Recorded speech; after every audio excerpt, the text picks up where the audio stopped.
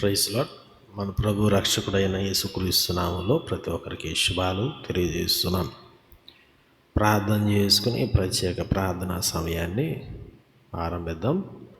పరమ తండ్రి, నీకు స్తోత్రాలు. మాకు ఇచ్చిన ఈ మాధ్యమాన్ని బట్టి, ఈ విధంగా నాయన నీ వాక్కులు నేర్చుకునే ధన్యతను మాకు ఇస్తున్నందుకే నీకు స్తోత్రాలు.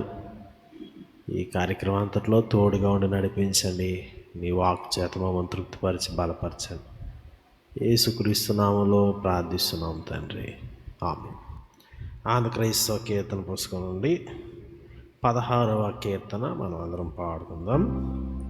16వ కీర్తన.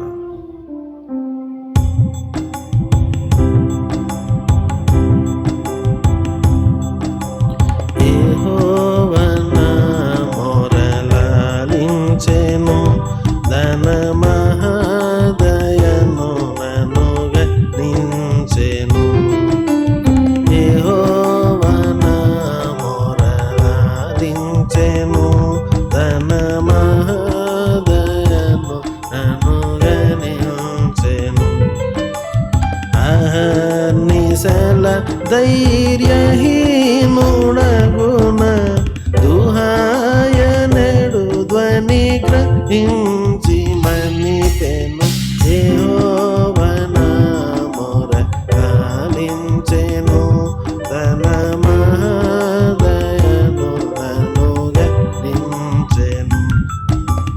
పిశాచి గడిమి పడగొట్టెను, తన వశన నన్ను నిలువ పెట్టెను. ప్రశాంత మధురసు విశేష వాక్వల నిశాంతమున్న చేర్చి సేదదీచెను.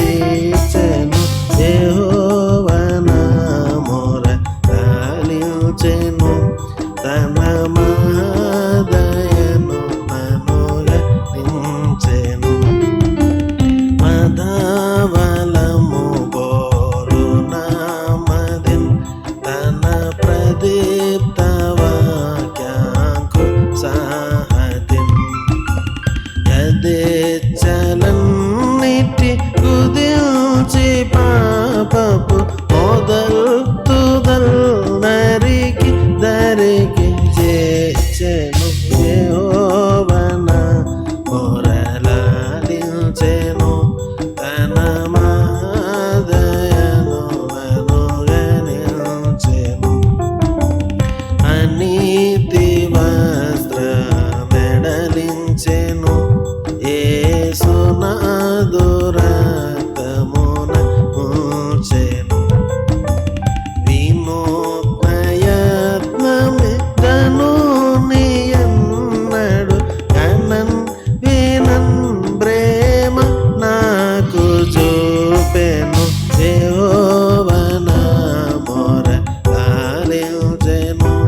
తన మహాదయను నన్ను గద్దించెను.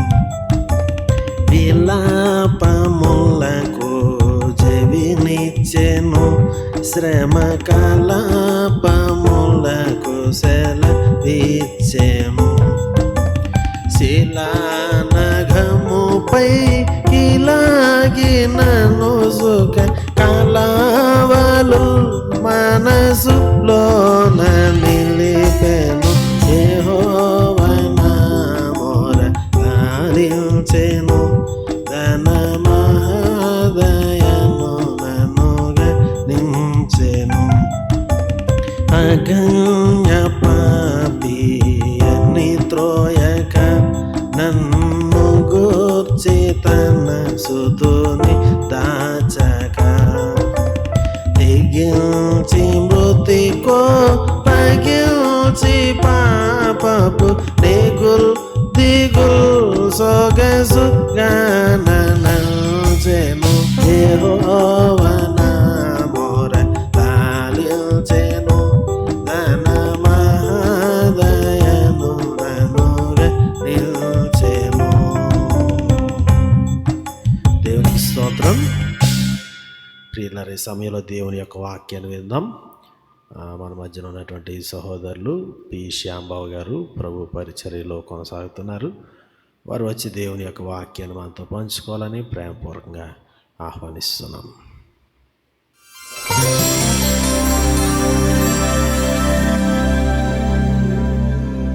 మన ప్రభువును రక్షకుడైన యేసుక్రీస్తు నామములో చేరువిన్న మీ అందరికీ వందనాలు తెలియజేస్తున్నామండి. వాక్య భాగం చదువుకుందాం. మత్తయి సువార్త 28వ అధ్యాయము 19-20 వచనాలు చదువుకుందాం. కాబట్టి మీరు వెళ్ళి సమస్త జనులను శిష్యులునుగా చేయుడి. తండ్రి యొక్కయు కుమారుని యొక్కయు పరిశుద్ధాత్మ యొక్కయు నామములోనికి వారికి బాప్తిస్మమిచ్చుచు నేను మీకు ఏ ఏ సంగతులను ఆజ్ఞాపించుతునో వాటినన్నిటినీ గైకొనవలెనని వారికి బోధించుడి. ఇదిగో నేను యుగ సమాప్తి వరకు సదాకాలము మీతో కూడా ఉన్నానని వారితో చెప్పాను. ఇదిగో నేను యుగ సమాప్తి వరకు సదాకాలము మీతో కూడా ఉన్నానని వారితో చెప్పాను. ప్రార్థన చేసుకుందామని. జీవం కలిగిన మా తండ్రి, మీ పరిశుద్ధమైన నామమునకు వందనములు. ఈ సాయంకాల సమయంలో ఇటు రీతిగా మీ యొక్క సన్నిధిలో చేరి ప్రభువా మేము ఆరాధించుటకు, మిమ్మల్ని స్తుతించుటకు మాకిచ్చిన యొక్క భాగ్యమునికై మీకు వందనములు ప్రభువా. ఇంతవరకు పాటల ద్వారా మిమ్మల్ని స్తుతించి ఉన్నాం ప్రభువా. ఈ సమయంలో మీ యొక్క లేఖన భాగములను చదువుటకు, ధ్యానించుటకు మాకిచ్చిన అవకాశమునకై, భాగ్యమునకై మీకు వందనములు ప్రభువా. తండ్రి, చదువుబడినటువంటి లేఖనమును మేము స్పష్టంగా అర్థం చేసుకుంటకు, చక్కగా మేము వాటిని ధ్యానించుటకు మీ కృపను అనుగ్రహించండి ప్రభువా. నా యొక్క నోటి మాటలు కాకుండా ప్రభువా, నీ యొక్క ఆధీనంలో ఉన్నటువంటి మాటలు మా నుండి వచ్చినట్లు ప్రభువా, నేను మరుగై ఉండి ప్రభువా మీరు ఈ వాక్యం ద్వారా మాట్లాడమని మిమ్మల్ని వేడుకుంటున్నాం ప్రభువా. అలాగనే ఈ యొక్క ఆరాధన అంతటి ద్వారా సమస్త మహిమ, ఘనత, ప్రభావములు మీరే ఆరోపించుకుంటారని త్వరలో రానని యేసు పరిశుద్ధ నామమును అడిగి వేడుకుంటున్నాం తండ్రి, ఆమేన్. ప్రియులారా, చదువుబడినటువంటి లేఖన భాగం మత్తయి సువార్త 28వ అధ్యాయం 19-20 వచనాల్లో మనందరికీ బాగా తెలిసినటువంటి ఆజ్ఞ, క్రైస్తవులందరికీ సుపరిచితమైనటువంటి ఆజ్ఞ ఇక్కడ మనకి కనబడుతుంది. సువార్త అనేటువంటి ప్రాముఖ్యమైన అంశం ఈ యొక్క వచనాల్లో మనకి అందించబడింది. ప్రతి ఒక్క క్రైస్తవుడు సువార్త చేయాలి, ప్రతి ఒక్క క్రైస్తవుడు దేవునికి సాక్షిగా ఈ లోకంలో ఉండాలి అని బోధించేటువంటి లేఖన భాగం ఈ మత్తయి సువార్త 28వ అధ్యాయం 19-20 వచనాలు. ప్రతి ఒక్కరికి బాగా సుపరిచితమైనటువంటి లేఖన భాగము. ఈ లేఖన భాగాన్ని కొద్ది నిమిషాలు మరింత లోతుగా ధ్యానం చేయడానికి ప్రయత్నం చేద్దాం. మొట్టమొదటిగా యేసుక్రీస్తు వారు చనిపోయి తిరిగి లేచిన తరువాత తన శిష్యులందరినీ కూడా ఈ యొక్క గలిలయలోని ప్రాంతానికి రమ్మని చెప్పారు. ఆయన తిరిగి తన తండ్రి యొద్దకు వెళ్ళుచున్న క్రమంలో వారికి చివరుగా ఆజ్ఞాపించిన మాట్లాడిన సంగతులను ఇక్కడ మనకి మత్తయి గారు చూపిస్తున్నారు.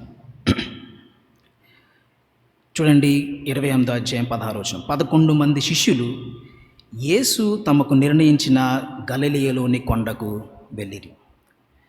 సో యేసుక్రీస్తు వారు ఆయన పునరుద్ధానుడైన తరువాత ఆయన పరలోకానికి వెళ్ళిపోతున్నప్పుడు మాట్లాడినటువంటి మాటలు.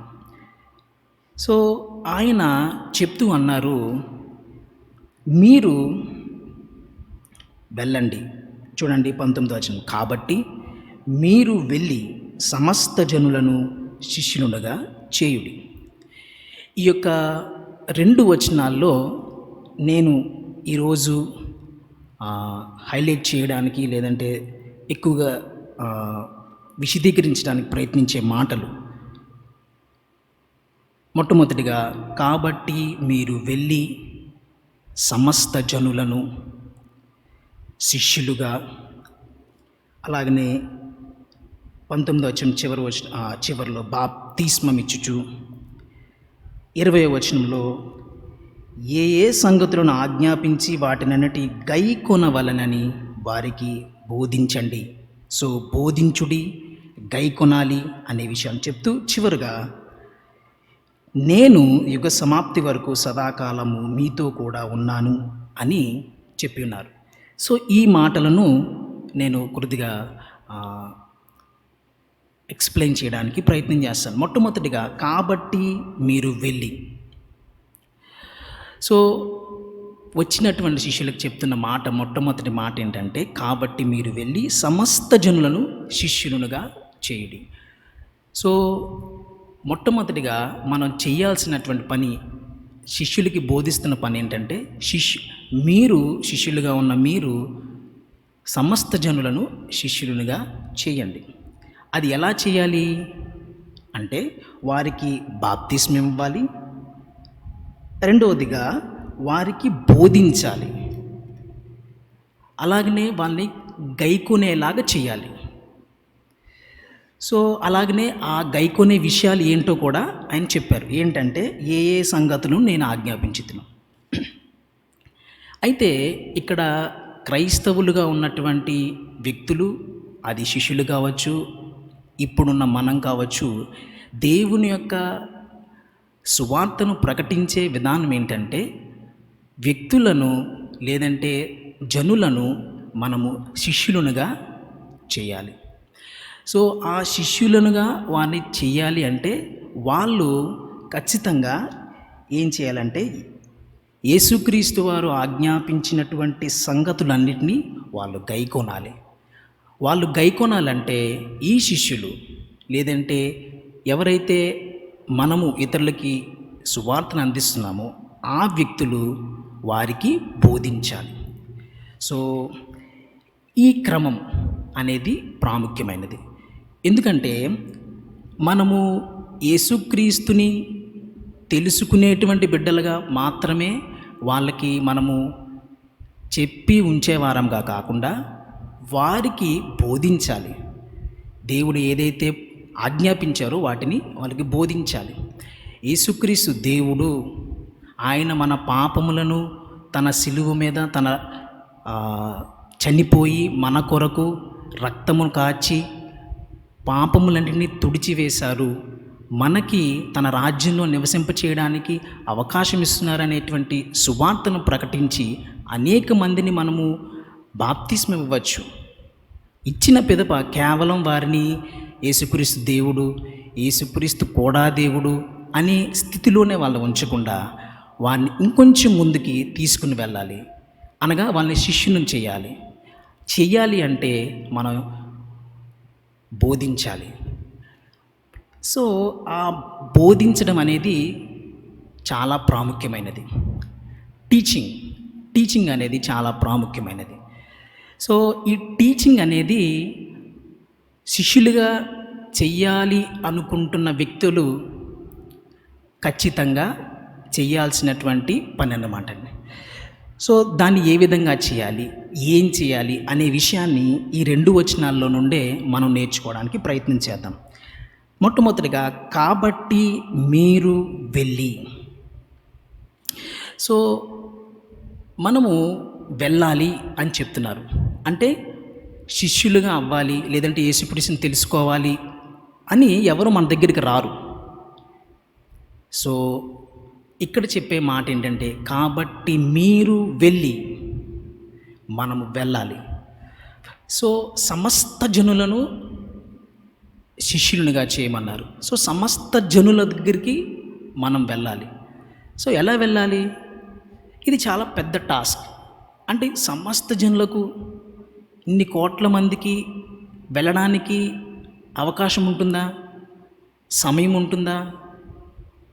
ఏ విధంగా చేయాలి అనేది మనం ఆలోచన చేసినట్లయితే, మొట్టమొదటిగా మనము వెళ్ళాలంటే ముందు మనం స్టార్ట్ చేయాలి. మనము ఒక పని మీద బయటికి వెళ్ళాలంటే ముందు ఇంటిలోంచి బయటికి రావాలి. సో మనకి ఒక స్టార్టింగ్ పాయింట్ అనేది ఉంది. ఏంటంటే మన ఇంటిలో నుంచి మనం ప్రారంభించాలి. 20వ వచనంలో చెప్పినట్టు, వారిని లేదంటే వారికి మనము బోధించాలన్నా, లేదంటే వారిని శిష్యులుగా చేయాలన్నా, మొట్టమొదటిగా మనం మన ఇంటి వద్ద నుండి ప్రారంభించాలి. మనం వెళ్ళాలి. స్టార్ట్ చేయాలంటే మనకి ఒక గృహం ఉంటుంది, లేదంటే మనం నివసించేటువంటి ప్రాంతం ఉంటుంది. అక్కడ నుండి మనము ఈ యొక్క పరిచర్యను ప్రారంభించాలి. అలాగనే మనకి ఒక సంఘం ఉంటుంది. ఆ సంఘములో నుండి మనం ప్రారంభించాలి. అక్కడ నుండి మనము ఈ యొక్క యేసుక్రీస్తు ఇచ్చినటువంటి మహా ఆజ్ఞను లేదా గ్రేట్ కమిషన్ని మనము ప్రారంభించాలి. సో ఈ శిష్యులుగా చేసేటువంటి క్రమంలో, సువార్తను అందించేటువంటి క్రమంలో, మన సంఘంలో లేదంటే మన యొక్క గృహంలో మనము స్టార్ట్ చేయడం అనేది మొదటి విషయం. సో మన యొక్క కుటుంబంలో ఒకవేళ మనకున్న పొజిషన్, అది పేరెంట్స్ కావచ్చు, లేదంటే మనము ఒక బ్రదర్గా కావచ్చు, ఇంటిలో ఒక సర్టెన్ పొజిషన్ అనేది ఉంటుంది కనుక ఆ పొజిషన్ బట్టి మనము గృహంలో ఉండేటువంటి మన కింద ఉండేటువంటి బిడ్డలకు, లేదంటే మనం చెప్తే వినగలిగినటువంటి వ్యక్తులకు మనము వాక్యాన్ని బోధించడానికి, పాటలు నేర్పించడానికి, వాళ్ళకి ఏదో ఒక రీతిలో, చిన్న బిడ్డలు కావచ్చు, పెద్దవాళ్ళు కావచ్చు, దేవుని తెలుసుకోలేని బిడ్డలకు మనము నేర్పించడానికి ఆ విధంగా ప్రారంభించవచ్చు. సంఘంలో సండే స్కూల్ ఉంటుంది, యవ్వన సమాజం ఉంటుంది. మన యొక్క పొజిషను, మనం బోధించగలిగిన వ్యక్తులు, పరిచర్య చేయగలిగిన వ్యక్తులు ఎప్పుడూ ఉంటూనే ఉంటారు. కాబట్టి అక్కడ నుండి మనం ప్రారంభించాలి. యేసుక్రీస్తు వారు కూడా తన యొక్క ప్రాంతము నుండి పరిచర్యను ప్రారంభించుకుంటూ ఆ యొక్క దేశమంతా కూడా సంచరించినట్లుగా మనం చదువుతాం సువార్తల్లో. అలాగనే పౌలు కూడా ముందుగా తన యొక్క జాతి ప్రజలకు, తన యొక్క నివసించినటువంటి ప్రాంతములకు వాక్యాన్ని బోధించి, తర్వాత తన సొంత ప్రజలు విసర్జించిన పిమ్మట ఆయన అన్ని జనుల దగ్గరికి వెళ్ళడం జరిగింది. కాబట్టి స్టార్టింగ్ పాయింట్, ముందు మనం లేవాలి, ముందుకు వెళ్ళాలి. కుటుంబంలో నుండి, సంఘంలో నుండి, మనం నివసిస్తున్న ప్రాంతంలో నుండి, మనం వర్క్ చేస్తున్నా, చదువుతున్నా, లేదంటే మనం ఉంటున్నటువంటి ప్రదేశాల నుండి మనం ప్రారంభించాలి. ఆ విధంగా మనకి ఇవ్వబడినటువంటి ఈ యొక్క ఆజ్ఞను మనము చేయబద్దులమే ఉన్నాం. ప్రతి ఒక్కరిని శిష్యులుగా చేయాలి. సో వారికి దేవుని గూర్చినటువంటి జ్ఞానం మనం చెప్పిన తర్వాత, వారికి సువార్తను ప్రకటించిన తర్వాత, వారు యేసుక్రీస్తుని నమ్ముకున్న తర్వాత వాళ్ళకి బాప్తిస్మం అనేది ఇచ్చుటలో మనం సహకరిస్తాం. అనంతరం మనం చేయాల్సిన పని ఏంటంటే వారికి బోధించాలి. 20వ వచనంలో వారికి బోధించాలి. చదువుతున్నాను చూడండి. నేను మీకు ఏ సంగతులను ఆజ్ఞాపించుతున్నో వాటినన్నిటినీ గైకొనవలనని వారికి బోధించాలి. సో ఇక్కడ ఇంగ్లీష్ ట్రాన్స్లేషన్లో ఏమని ఉందంటే, టీచ్ దెమ్ టు అబ్జర్వ్ మనకి తెలుగులో గైకొనవలెనని అని అక్కడ రాయడం జరిగింది. సో ఇంగ్లీష్లో 2-3 ట్రాన్స్లేషన్స్లో వాళ్ళు దాన్ని ట్రాన్స్లేట్ అనువదించిన విధానం ఏంటంటే, టీచ్ దెమ్ టు అబ్జర్వ్. వారు పరిశీలించే లాగున మనము వాళ్ళకి బోధించాలి. సో మనము టీచ్ చేస్తున్నామంటే, లేదంటే మనము బోధిస్తున్నామంటే, ఆ బోధించే క్రమంలో ఆ వ్యక్తి ఎవరైతే ఉన్నారో, ఎవరైతే దేవునికి శిష్యునిగా చెయ్యాలని మనము ప్రయత్నిస్తున్నామో, వాళ్ళు పరిశీలించే విధానంలో మనము టీచ్ చేయాలి. సో అది మనం జ్ఞాపకం ఉంచుకోవాలి. అది ఏ పద్ధతిలో చేయాలి అనేదాన్ని మనం నేర్చుకుంటాం. మొట్టమొదటిగా ఏం బోధించాలి, మనం ఏం టీచ్ చేయాలి అనేదాన్ని మనం చూసినట్లయితే, అక్కడే యేసుక్రీస్తు వారు మనకి తెలియజేస్తున్నారు. చూడండి, మీకు ఏ ఏ సంగతులను ఆజ్ఞాపించితినో.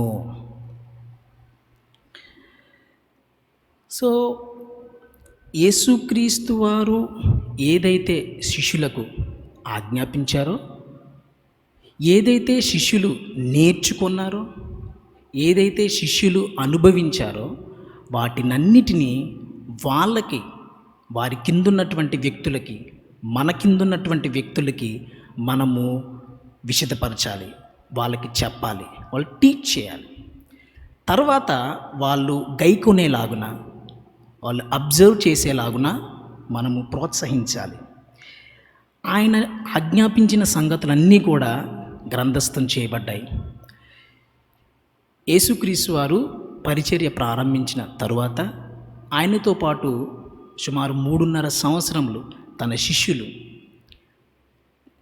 ఆయనతో పాటు ఉంటూ, ఆయనతో పాటు నివసిస్తూ, ఆయనతో పాటు సంచారం చేస్తూ, ఆయన ఎక్కడ బోధించారో అక్కడ వాళ్ళు కూర్చుని నేర్చుకుని, వాళ్ళు కూడా వాళ్ళకున్న సందేహాలు, అనుమానాలు అన్నీ నివృత్తి చేసుకుంటూ, దేవుని యొక్క కార్యములన్నిటికీ సాక్షిగా నిలబడుతూ, వారు కూడా నేర్చుకుంటూ ముందుకు వెళ్ళిన శిష్యులు వీరు. సో వాటినే తిరిగి వాళ్ళు బోధిస్తున్నారు. అదే శిష్యులు యోహాను గారు రాస్తూ పత్రికల్లో అంటారు, ఏ ఏ సంగతులను మేము చూచితిమో, తాకితిమో, వాటన్నిటినీ మేము మీకు అందిస్తున్నాము అని పత్రికల్లో ఆయన మాట్లాడతారు. సో యేసుక్రీస్తు వారు వారి జీవితాల్లో చేసినటువంటి ఆ బోధలు, ఆజ్ఞలు, వాటన్నిటినీ శిష్యులుగా చేసేటువంటి వ్యక్తులకు మనము బోధించాలి. ఇక వేరే ఇతర విషయాల్ని, కాల్పనిక కథలను వారిని ఒప్పింపచేయడానికి ఏదో ఒక మీ సమస్యలు తీరతాయి, లేదంటే ఇంకా ఇతర గొప్ప కార్యాలు జరుగుతాయి, బైబిల్కి లేదంటే లేఖనాలకి మించి మనము వారిని అత్యాసక్తితో దేవుని తెలుసుకునేలాగిన చేయడానికి మనము ప్రయత్నం చేయనవసరం లేదు. స్పష్టంగా చెప్పారు, ఏ ఏ సంగతులను ఆజ్ఞాపించితును. సో బోధించేటువంటి వ్యక్తి, టీచ్ చేసేటువంటి వ్యక్తి, శిష్యులుగా, యేసుక్రీస్తు వారి శిష్యులుగా చేసేటువంటి వ్యక్తి యేసుక్రీస్తు వారు బోధించిన సంగతులనే చూపించాలి. సరే, ఇవి మనం బోధిస్తాం, వాళ్ళు పరిశీలించడానికి, వాళ్ళు గైకొనడానికి మనము ప్రోత్సాహపరుస్తాం. అసలు ఎందుకు బోధించాలి సార్? యేసుక్రీస్తు వారు సువార్తను అందించమన్నారు. మేము ప్రతి ఒక్కరిని అనేకమైన విధానాల ద్వారా ప్రతి చోట ఆయనకి సాక్షిగా ఉంటూ,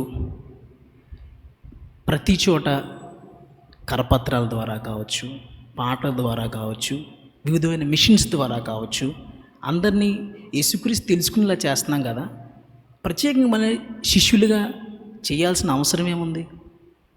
బోధించాల్సిన అవసరం ఏముంది అనంటే, కేవలం యేసుక్రీస్తు దేవుడు అని ఆయన గూర్చినటువంటి కొన్ని విషయాలు చెప్పి వారిని కేవలం ఆరాధించే వ్యక్తులుగా మాత్రమే ఉంచే వారంగా మనం ఉండకూడదు. ఎందుకనగా వాళ్ళు యేసుక్రీస్తును రక్షకునిగా అంగీకరించిన తర్వాత ఆయనను గూర్చినటువంటి జ్ఞానంలో ఎదగాలి. అది ఆయన కోరిక ఉన్నది. కాబట్టి ఆయన మనకి ఆయన యొక్క గ్రంథాన్ని మనకి ఇవ్వడం జరిగింది. ఆయన ఇచ్చినటువంటి లేఖనాలు అన్నీ కూడా క్రీస్తును చూపిస్తున్నాయి. ఆ యేసును మనము పరిచయం చేసిన తర్వాత, వాళ్ళు నమ్మిన తర్వాత, వారు యేసుక్రీస్తు కూర్చున్నటువంటి జ్ఞానంలో ఎదగాలి, ఆయనను తెలుసుకోవాలి. పౌలు ఎఫెసీలకు రాసిన పత్రికలో మాట్లాడుతూ అంటారు, ఎఫెసీ సంఘానికి రాస్తూ 1వ అధ్యాయం 17, 18, 19 వచనాల్లో ఆయన ఈ విధంగా చెప్తారు. మరియు మీ మనోనేత్రములు వెలిగింపబడినందున ఆయన మిమ్మల్ని పిలిచిన పిలుపు వలనైన నిరీక్షణ ఎట్టిదో, పరిశుద్ధులలో ఆయన స్వాస్యం యొక్క మహిమైశ్వర్యం ఎట్టిదో, ఆయన క్రీస్తునందు వినియోగపరిచిన బలాతిశయమును బట్టి విశ్వసించు మన యందు ఆయన చూపుచున్న తన శక్తి యొక్క అపరిమితమైన మహాత్మ్యం ఎట్టిదో మీరు తెలుసుకొనవలెనని మన ప్రభువైన యేసుక్రీస్తు యొక్క దేవుడైన మహిమ స్వరూపియగు తండ్రి తన్ను తెలుసుకొనుటయందు మీకు జ్ఞానమును ప్రత్యక్షతయును గల మనస్సు అనుగ్రహించునట్లు నేను నా ప్రార్థనల యందు మిమ్మల్ని గూర్చి విజ్ఞాపన చేయుచున్నాను. పౌలు సువార్త చేయుటలో ఎంత అగ్రగణ్యుడో, ఎంత నేర్పరియో, ఎంతగా దేవుడు వాడుకున్నారో మనకు తెలుసు. మన వలె మనం కూడా సువార్తను అందించట్లో అనేక విధానాల్లో మనము ప్రయత్నం చేస్తూ ఉంటాం. మనము పౌలు చేసిన విధానం కావచ్చు, మాట్లాడిన లేఖన భాగాలు కావచ్చు, ఆయన వాడుకున్న తీరును మనం అనుకరిస్తూ ఉంటాం. ఆయన అంటున్నారు, సువార్తలో భాగంగా ఆ యొక్క వ్యక్తులు, యేసుక్రీస్తు యొక్క శిష్యులు, ఆయన యొక్క ప్రజలు ఇవి తెలుసుకోవాలి. ఏంటంటే, తన శక్తి యొక్క అపరిమితమైన మహాత్మ్యముతో మీరు తెలుసుకొనవలెనని, అది మనం తెలుసుకోవాలి. దేవుడైన మహిమా స్వరూపియగు తండ్రి తన్ను తెలుసుకొనుటయందు మీకు జ్ఞానమును ప్రత్యక్షతయును గల మనస్సు అనుగ్రహించినట్లు. సో యేసుక్రీస్తును గూర్చినటువంటి జ్ఞానం మనము అందులో ఎదగాలి. ఆ ప్రత్యక్షతయును గల మనస్సు, ఆ రెవల్యూషన్ అనగా మనలో యేసుక్రీస్తును గూర్చినటువంటి ఆ యొక్క సంపూర్ణమైన జ్ఞానం, యేసుక్రీస్తు గారిని ఏ విధంగా దేవుడు మహిమపరిచారో, ఏ విధంగా మనలందరూ ఆ మహిమలో పాలిభాగస్సును చేశారో అనే విషయాన్ని మనం నేర్చుకుంటూ ఉండాలి, తెలుసుకుంటూ ఉండాలి. సో ఆ విషయంలో మనము ఎదగాలి, అవి దేవుడు మనకు అనుగ్రహించాలని పౌలు ప్రార్థన చేస్తున్నాడు. ఎఫెసీ సంఘస్థుల కోసం, తను పరిచయం చేసినటువంటి సంఘస్థులందరి కోసం, శిష్యులుగా ఎదిగేటువంటి బిడ్డల కోసం ఆయన ప్రార్థన చేస్తున్నారు. ఈ రోజున మనం కూడా బోధించే ఆజ్ఞను పొందుకున్న మనం ఇతరులకి బోధించే విధానం ఎందుకు అంటే, కేవలం ఆయన యొక్క జ్ఞానంలో ప్రతి ఒక్కరూ ఎదగాలి. అలాగనే చూడండి, కొలస్సీలకు రాసిన పత్రిక 3వ అధ్యాయం 16వ వచనం. కొలస్సీలకు రాసిన పత్రిక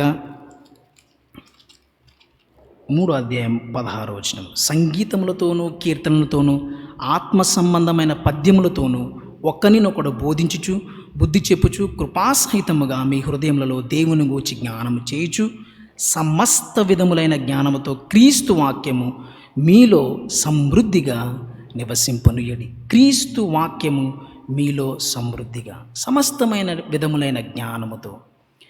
సో ఆయన యొక్క వాక్యం, క్రీస్తు ఏదైతే ఆజ్ఞాపించారో ఆ విషయాలు మనలో నివసింప చేసుకోవాలి. కాబట్టి ఈ బోధన ఇక్కడ పౌలు కొలసీలకు రాస్తూ అంటాడు, పాటల ద్వారా హెచ్చరించుకోండి, ఆత్మ సంబంధమైన పద్యముల ద్వారా ఒకరినొకడు బోధించుచు లేఖనానుసారమైన విషయాలు. సో బోధ అనేది చాలా ప్రాముఖ్యమైనది. ఎందుకనగా లేఖనములలో యేసుక్రీస్తుని గూర్చినటువంటి జ్ఞానము, ఆయన మహిమ, ఆయన గొప్పతనం, దేవుడు యేసుక్రీస్తునందు వినియోగపరిచినటువంటి ఆ శక్తి, ఆ విధానము, అవన్నీ కూడా శిష్యులుగా, విశ్వాసులుగా మనము తెలుసుకోవాలి. కాబట్టి ఈ యొక్క క్రమంలో మనము చదువుకున్నటువంటి లేఖన భాగం, మత్తయి సువార్త 28వ అధ్యాయంలో మనం చదువుకున్న లేఖన భాగంలో ఏ విధంగా అయితే తన శిష్యులను పిలిచి మీరు ఇతరులను తనకు శిష్యులుగా చేయమన్నారో ఆ శిష్యులుగా చెయ్యాలి, వాళ్ళు పరిశీలకులుగా మనం చెయ్యాలి, లేఖనాలను వారు అర్థం చేసుకుని వాటిని చదివి ఒకరితోనొకరు డిస్కస్ చేసి ఎదుగేలాగున ఉండాలి అని చెప్పారు. ఆ విధంగా ఉండాలి అంటే ప్రాథమికంగా మనము శిష్యులమై ఉండాలి. మనము కూడా కేవలం కొద్దిపాటి జ్ఞానంతో దేవుడిచ్చినటువంటి ప్రాథమికంగా మనము యేసుక్రీస్తుని నమ్మినటువంటి దశలో వచ్చినటువంటి ఆ శక్తి ద్వారా ప్రజలను దేవుని వద్దకు నడిపించవచ్చు. గాన ఇంకనూ వారిని శిష్యులుగా చేయాలంటే ప్రప్రథమంగా మనం కూడా శిష్యులుగా ఉండాలి. ఈ ఆజ్ఞ, ఈ గ్రేట్ కమిషన్ అనేది దేవుడు శిష్యులకి ఇచ్చారు. ఈ శిష్యులు, అక్కడ పేర్కొనబడినటువంటి ఈ 11 మంది శిష్యులు, వీరు యేసుక్రీస్తుతో పాటు సంచరించి నివసించి ఆయన వద్ద నేర్చుకున్నటువంటి వ్యక్తులు. అదే రీతిలో మనము కూడా బోధించాలి అని చెప్పినటువంటి ఆ పరిచర్యను కొనసాగించాలంటే మొట్టమొదటిగా మనము శిష్యులుగా ఉండాలి. అనగా మనము నేర్చుకొన బద్ధులమై ఉన్నాం. మనము మొట్టమొదటిగా పరిశీలకులుగా ఉండవలసిన వారముగా ఉండాం. అలాగనే నిత్యము పరిశీలించే వారముగా ఉండాలి. కేవలం నాకు కొన్ని లేఖన భాగాలు తెలుసు, సువార్త చేయడానికో లేదంటే కొన్ని అంశాలు టాపికల్గా కొన్ని అంశాలు నాకు తెలుసు, బైబిల్లో ఉన్న గ్రంథాలు తెలుసు, వాటి యొక్క వివరణ తెలుసు అని చెప్పేసి కేవలం ఆ జ్ఞానంతో అక్కడే సెటిల్ అయిపోకుండా నిత్యము ఆయనను గూర్చినటువంటి జ్ఞానంలో మనము ఎదగవలసిన వారమై ఉన్నాం. నిత్యము బోధించే వ్యక్తి, టీచ్ చేసే వ్యక్తి తను కూడా నిత్యము పరిశీలించే వ్యక్తిగా ఉండాలి. మనకు తెలుసు, పౌలు ఆయన జీవిత ప్రారంభంలోనే యేసుక్రీస్తుని తన స్వంత రక్షకునిగా అంగీకరించక ముందే లేఖనాల్లో చాలా ప్రవీణుడు, చాలా జ్ఞానం కలిగిన వ్యక్తి. ఎంతో విద్యను అభ్యసించారు. తన దగ్గర ఉన్నటువంటి ఆ యొక్క మత గ్రంథాలలో చాలా టాప్ పొజిషన్లో ఉన్నటువంటి వ్యక్తి అయినప్పటికీ ఆయన యేసుక్రీస్తుని నమ్మిన తర్వాత కొంతకాలం దేవుని యొక్క వాక్యాన్ని పరిశీలించారు. ఆయన కూడా వాక్యాన్ని ఎంతగానో నేర్చుకున్నారు, కొన్ని సంవత్సరాలు నేర్చుకున్నారు. తర్వాత ఆయన పరిచర్య చేస్తూ అనేక విషయాలను ఆయన నేర్చుకుంటూ ఎన్నో సంవత్సరాలు ఆయన సువార్తను ప్రకటించారు, అనేక మందిని శిష్యులుగా నడిపించారు. చాలా పేర్లు మన యొక్క గ్రంథంలో, బైబిల్ గ్రంథంలో, ఆయా పత్రికల్లో ఆయన ఉదహరిస్తూ ఉన్నారు. తిమోతి కావచ్చు, అనేక మంది ఆయన యేసుక్రీస్తుకు శిష్యులుగా చేసిన వ్యక్తులతో మాట్లాడిన విధానం మనకు కనపడుతుంది. తిమోతికి రాసిన 2వ పత్రిక 4వ అధ్యాయం 12, 13 వచనాలు మనం చూసినట్లయితే ఆయన తన జీవిత ముగింపులో కూడా ఇంకను లేఖనాలను పరిశీలించే వ్యక్తిగా ఉన్నట్లుగా మనకి కనబడుతుంది. చూడండి, తిమోతికి రాసిన 2వ పత్రిక. ఆయన చూడండి, ఆయన యొక్క పరిచర్య ముగింపులో ఉన్నాడు. అంటే ఆయన యొక్క వయసు ఆయనకి సహకరించలేనటువంటి విధానంలో ఆయన ఉన్నారు. ఆ ముందు 4వ అధ్యాయంలో 7వ వచనంలో అంటారు, మంచి పోరాటము పోరాడి తిని, నా పరుగు కడముట్టించి తిని, విశ్వాసము కాపాడుకుంటుని అని చెప్తూ ఆయన నేను ప్రభువుని ఎదుర్కోవడానికి సిద్ధంగా ఉన్నానని చెప్తూ 12-13 వచనం, నీవు వచ్చినప్పుడు నేను త్రోయలో కర్పునొద్ద ఉంచి వచ్చిన అంగీని, పుస్తకములను, ముఖ్యముగా చర్మపు కాగితములను తీసుకొని ఆ వయసులో ఆ సమయంలో ఇంకంతా నేను నమ్మకంగా పరిచయం చేశాను, బోధించాను అని చెప్తున్నటువంటి పౌలు గారు ఇంకను పుస్తకములను, చర్మపు కాగితమును తీసుకొని రమ్మని ఆయన అడుగుతున్నారు. సో ఆయన ఈ పుస్తకాలు మేబీ ఆయన రాసినవి కావచ్చు, లేదంటే ఆల్రెడీ ఉన్న రెఫరెన్స్ బుక్స్ కావచ్చు, లేదంటే లేఖనాలే కావచ్చు, పుస్తకాలుగా ఉంటాయి కనుక అవి ఆయన తెప్పించుకుంటున్నారు అవి చదవడానికి. రెండవది చర్మపు కాగితములను, సో అవి రాసి ఉండకపోయినటువంటి ఎంటీ పేపర్స్ అయి ఉండొచ్చు. సో ఆయన టీచ్ చేయడానికి, ఆయన అబ్జర్వ్ చేయడానికి, రెండవదిగా టీచ్ చేయడానికి కూడా, అంటే మీన్స్ లెటర్స్ రాయడానికి. సో ఆయన ఈ పత్రికలన్నీ కూడా మనం చదువుతున్నటువంటి ఈ పత్రికలు, తీతుకు కావచ్చు, తిమోతికి కావచ్చు, కొలస్సీలకి, సంఘాలకి రాసిన పత్రికలన్నీ కూడా ఆయన రాశారు. సో వాటి ద్వారా టీచ్ చేశారు. స్టిల్ ఇప్పటికీ మనకి ఈ వాక్యం ద్వారా టీచ్ చేస్తున్నారు. సో ఆ వయసులో కూడా ఆయన జీవిత ముగింపులో కూడా నేర్చుకోవడానికి, పరిశీలించడానికి ఆయన సంసిద్ధంగా ఉన్నాడు. అలాగనే టీచ్ చేయడానికి ముందుకు వెళ్తున్నట్టుగా మనం చూస్తాం.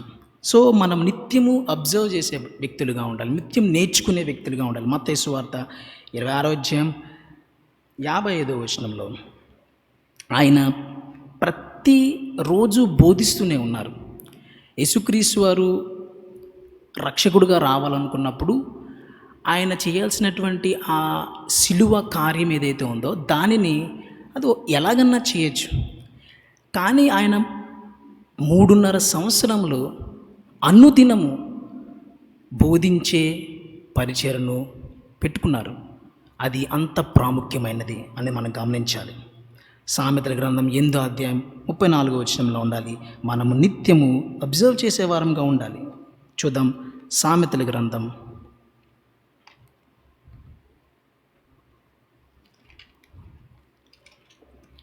8వ అధ్యాయం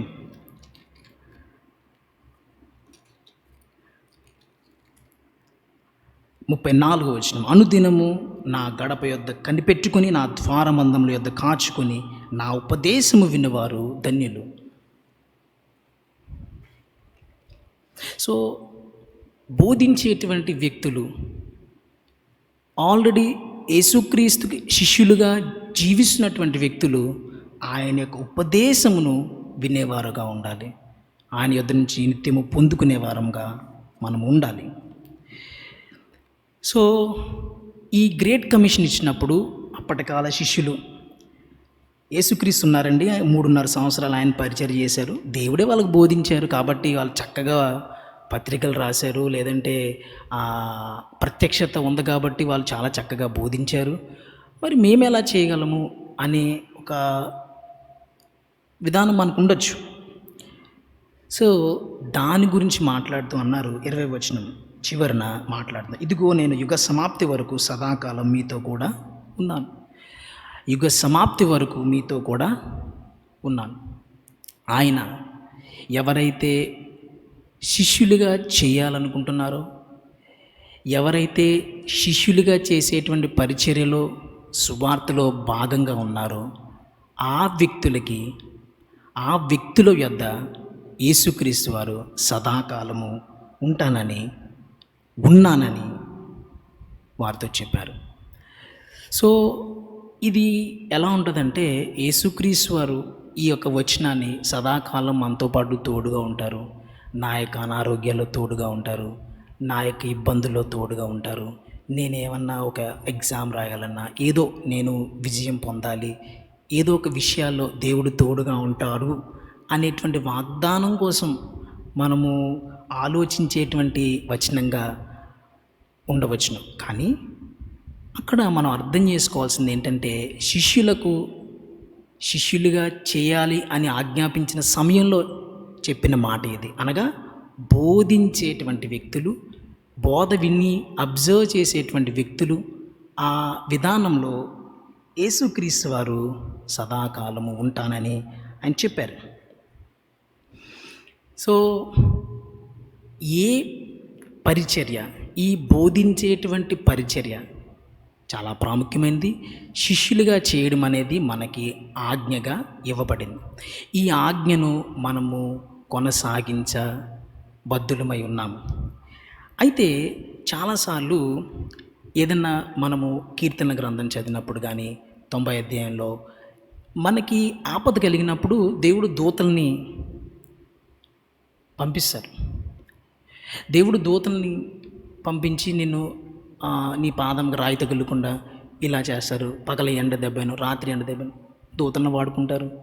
ఒకవేళ మనకు అనారోగ్యం వచ్చినట్లయితే దేవుడు ఒక చక్కటి హాస్పిటల్, మంచి డాక్టర్, మంచి రిఫరెన్స్ని మనకి ఇవ్వచ్చు. లేదంటే మనకి ఒక జయించాల్సిన క్రాక్ చేయాల్సిన ఎగ్జామ్స్ కావచ్చు, ఉద్యోగాలు కావచ్చు, కాంపిటేటివ్ ఎగ్జామ్స్ కావచ్చు, వాటికి దేవుడు ఇవ్వాలనుకున్నప్పుడు ఒక మంచి గైడెన్స్ కలిగినటువంటి మంచి మెటీరియల్స్ కానీ, మంచి ప్రొఫెసర్స్ని కానీ, మంచి టీచ్ చేసేటువంటి సదుపాయాలు మనకి ఇవ్వచ్చు. కానీ బోధించేటువంటి యేసుక్రీస్తును గూర్చినటువంటి జ్ఞానమును టీచ్ చేస్తున్నటువంటి సమయంలో, అబ్జర్వ్ చేసినటువంటి సమయంలో యేసుక్రీస్తు వారు సదాకాలము మనతో కూడా ఉన్నారు. ఇది మనము అర్థం చేసుకోవాల్సిన విషయం. అనగా ఈ ప్రక్రియ ఏదైతే బోధించాలనే పరిచర్య ఉన్నదో, ఆ పరిచర్య చేస్తున్నప్పుడు సదాకాలము దేవుడు మనతో పాటు ఉన్నాడు. దేవుడు పరిశుద్ధాత్మను మనకు అందించినప్పుడు, కేవలం సువార్తను ప్రకటించినప్పుడు ఆ విన్నటువంటి వ్యక్తుల్లో మారు మనస్సు, పాప క్షమాపణ చేస్తారు. అదే రీతిలో మనము సువార్త నిమిత్తము నిలబడినప్పుడు ఆయన ఏ విధంగా మనం మాట్లాడాలి, ఏ విధంగా సమాధానం చెప్పాలి అనే విషయంలో మనకి హెల్ప్ చేస్తారు. సో ఆ ప్రక్రియలో అలాగనే మనము బోధించేటువంటి సమయంలో, అది గృహంలో మన యొక్క ఫ్యామిలీ ప్రేయర్స్ కావచ్చు, లేదు మన యొక్క చర్చ్లో జరిగేటువంటి ఈ యొక్క చిన్నపిల్లలు జరిగే సండే స్కూల్ కావచ్చు, లేదంటే యవ్వనస్తుల మధ్య జరిగేటువంటి పరిచర్య కావచ్చు, స్త్రీల సమాజాలు, ఇతర పరిచర్యలో కావచ్చు, దేవుడు ఆ పనిలో ఉన్నప్పుడు మనకి సదాకాలం తోడుగా ఉంటారు. మనము శిష్యులుగా చేయబద్ధులమై ఉన్నప్పుడు మనము శిష్యులుగా ఉండాలి అనే విషయం ఎంత ప్రాథమికమైనదో, ఈ రోజుల్లో మనం దాన్ని ఎలా ఎక్సర్సైజ్ చేయాలి అంటే, ప్రప్రథమంగా మనకి సంఘాన్ని ఇచ్చారు. ఆ సంఘంలో జరుగుతున్నటువంటి ఆరాధన ద్వారా మనము ఆ యొక్క జ్ఞానంలో ఎదుగుతూ ఉంటాం. రెండవదిగా లేఖన భాగాలను విశదీకరించి వాటిని మరింత లోతుగా అధ్యయనం చేసేటువంటి బైబిల్ స్టడీ, బైబిల్ అధ్యయన తరగతులు ఇవి జరుగుతూ ఉంటాయి కనుక వాటిలో చాలా ప్రాముఖ్యంగా మనము పార్టిసిపేట్ చేయవలసిన వారమే ఉన్నాం. సో బోధించే వ్యక్తి నేర్చుకునే ప్లేసెస్ ఏంటంటే, చాలా టూల్స్ ఉంటాయి, బుక్స్ అనేకమైనవి ఉంటాయి, కానీ ఏ బుక్ చదవాలో మనకు తెలియదు. చాలా రకాల ఫ్రీ మెటీరియల్ దొరుకుతుంది, కానీ అది ఎంతవరకు ట్రస్ట్ వర్తీ మనకు తెలియదు. చాలా రకాల ట్రాన్స్లేషన్ ఆఫ్ బైబిల్సే ఉంటాయి, కానీ దాన్ని ఎలా అర్థం చేసుకోవాలో మనకు తెలియదు. కేవలం మనకిచ్చినటువంటి గొప్ప విధానం ఏంటంటే, ఆయన తోడుగా ఉంటారు. ఆయన తోడుగా ఉన్నటువంటి విధానమే సంఘం. సంఘ ఆరాధన ద్వారా దేవుడు మనతో మాట్లాడతాడు. దేవుడు మనల్ని ఏ విధంగా మలచాలనుకుంటున్నారు, ఏ విధంగా మనల్ని శిష్యులుగా నిలవబెట్టుకోవాలనుకుంటున్నారు, సాక్షులుగా ఉంచాలనుకుంటున్నారు. ఒకవేళ నన్ను ఈ తెలుగు ప్రాంతాల్లో నన్ను ఒక వ్యక్తిగా, ఒక శిష్యుడిగా ఆయన ఎదిగింప చేసినప్పుడు, ఇక్కడ వ్యక్తుల దగ్గర ఆయన వాడుకోవాలనుకున్నప్పుడు, నేను పనిచేసే వర్క్లో కావచ్చు, నేను పరిచయం చేసే సంఘం కావచ్చు, నేను ఉంటున్న నా కుటుంబం, దానికి తగినట్టుగా, ఆ కాంటెక్స్ట్కి తగినట్టుగా నేను వాక్యాన్ని దేవుడు అర్థం చేసుకునేలాగా మనకున్న ప్రాథమికమైనటువంటి బోధకులు, సంఘ పాదిరి గారు వాటిని మనకి బైబిల్ స్టడీ ద్వారా, ఇతర ప్రత్యేకమైనటువంటి కార్యక్రమాల ద్వారా మనకు నేర్పిస్తారు. వాటిని మనము మిస్ చేసుకోకుండా మనము నేర్చుకునే వ్యక్తులుగా నిత్యము ఉండాలి. కేవలం ఆదివారపు ఆరాధనలో నిలవబడి దేవునికి కృతజ్ఞతాస్తుతులు చెల్లించడం కాదు, కానీ బైబిల్ స్టడీలో ఖచ్చితంగా మనం ఉండాలి. మనము అబ్జర్వ్ చేయకుండా ఇతరులకు బోధించలేం. మనము బోధించే వ్యక్తులుగా ఉండాలని ఆజ్ఞాపించారు కాబట్టి మనము నేర్చుకున్న బద్దులమై ఉన్నాము. అట్టి కృప దేవుడు మనకు అనుగ్రహించును గాక. చిన్న ప్రార్థన చేద్దామండి. ప్రియ తండ్రి, మీ నామమునకు వందనాములు. ఈ యొక్క సమయంలో మాకు ఇచ్చినటువంటి ఈ యొక్క లేఖన సత్యాలను నేర్చుకునే సమయాన్ని బట్టి మీకు వందనములు ప్రభువా. ఇదిగో తండ్రి, మీరు మాకు ఇచ్చినటువంటి ఆ గ్రేట్ కమిషన్ని, ఆ ఆజ్ఞను ప్రభువా మేము చేయబద్దులమై ఉన్నాము. దాన్ని ఇది నాకు కాదు, ఇది కొంతమందికే, ఇది కేవలం సువార్థికులకే అని భ్రమపడే వారంగా కాకుండా ప్రభువా, ప్రతి క్రైస్తవుడు, ప్రతి విశ్వాసి కలిగి ఉండాలని మాకు జ్ఞాపకం చేసిన విధానమునకే మీకు వందనములు. మేము మా యొక్క కుటుంబాల నుండి, మా సంఘాల నుండి ప్రారంభించి అనేక మందికి సువార్తను, మీ యొక్క నామమును వాళ్ళకి చూపించి, వాళ్ళకి నేర్పించి, నీ నామమును విశ్వసించే వారంగా చేయుట ద్వారా ప్రభువా, మీ యొక్క లేఖన భాగాలను వివరించి, బోధించి, వాటిని వాళ్ళు పరిశీలించి వారు కూడా నీ యొక్క జ్ఞానంలో ఎదగాలి. అటు రీతిగా ప్రభువా, ఆ పని చేస్తున్నప్పుడు మీరు ఎప్పుడూ మాతో పాటు ఉంటారు అని మాకు తెలియజేసిన విధానమునికే మీకు వందనములు. అటు రీతిగా ప్రభువా, మేము మీరిస్తున్నటువంటి ఆ యొక్క విషయాలు, మాకు బోధిస్తున్న విషయాల్ని మేము నేర్చుకోవడానికి, నిత్యము ఒక టీచ్ చేసే వ్యక్తిగా ఉండడానికి, ఆ టీచ్ చేసే పద్ధతిలో మేము కూడా ప్రతిరోజు మీ యొక్క గడప యొద్ద కనిపెట్టుకుని నేర్చుకునే బిడ్డలుగా ఉండడానికి కావాల్సిన కృపను అనుగ్రహిస్తారని త్వరలో రానని యేసు పరిశుద్ధ నామమున అడిగి వేడుకుంటున్నాం తండ్రి. ఆమేన్.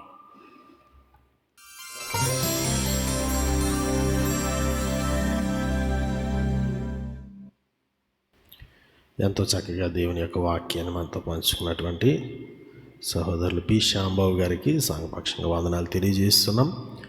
ప్రియులరా, గమనించండి, రేపు శుక్రవారం ఉదయం 10 గంటలకు స్త్రీల సహవాసం యథావిధిగా సంఘమందు జరుగును. స్త్రీలందరూ గమనించి పాల్గొవాలని మనవి చేస్తున్నాం. రాత్రి 7 గంటలకు యథావిధిగా ఉపవాస ఆరాధన సంఘమందు జరుగును. పాల్గొని దైవ దీవెనలు పొందాలని మనవి చేస్తున్నాం. ప్రభు నేర్పిన ప్రార్థన ఆశీర్వాదంతో సెలవు తీసుకుందాం. పరలోకమందున మా తండ్రి, నీ నామం పరిశుద్ధపరచబడునుగాక, నీ రాజ్యం వచ్చునుగాక, నీ చిత్తం పరలోకమందు నెరవేర్చున్నట్లు భూమి మీదను నెరవేరునుగాక. మా అనుదిన ఆహారం నేడు మాకు అనుగ్రహించండి.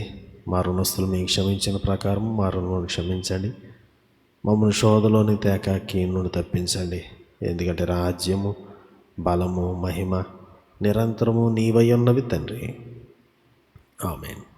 పరమ తండ్రి అయిన దేవుని ప్రేమ, ఆయన కుమారుడైన యేసుక్రీస్తు వారి యొక్క కృప, పరిశుద్ధాత్మ యొక్క అన్యోన్య సహవాసం, ఆయన ప్రేమించి బిడ్డలందరికీ, మరి ముఖ్యంగా ఈ ధ్యానంలో పాల్పంపులు పొందిన ప్రతి ఒక్కరికి తోడై నడిపించునుగాక. ఆమేన్. అందరికీ వందనాలండి. Good night. God bless you.